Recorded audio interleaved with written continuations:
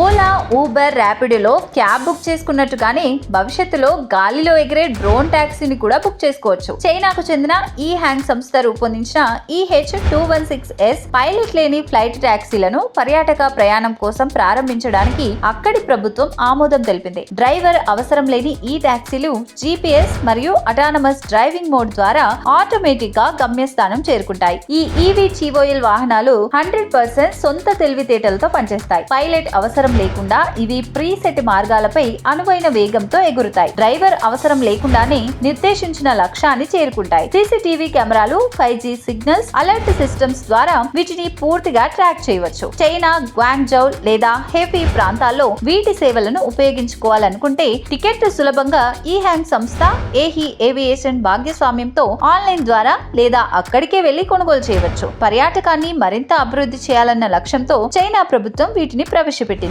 ఇందుకు సంబంధించిన వీడియో ప్రస్తుతం ప్రపంచాన్ని ఆశ్చర్యంలో మునిగిపోయేలా చేసింది. 2017లో తమ ప్రయోగాలు మొదలుపెట్టిన ఈ హాంగ్ సంస్థ పూర్తిగా చైనా లోకల్ టెక్నాలజీని ఉపయోగించి డ్రైవర్ అవసరం లేని GPS ఎయిర్ టాక్సీలను ఈ మధ్య మార్కెట్లోకి ప్రవేశపెట్టాయి. అమెరికా లాంటి దేశాలకే ఇంకా సాధ్యం కాని ఈ ఎయిర్ టాక్సీలను చైనా ప్రవేశపెట్టడం నిజంగానే గొప్ప విషయం.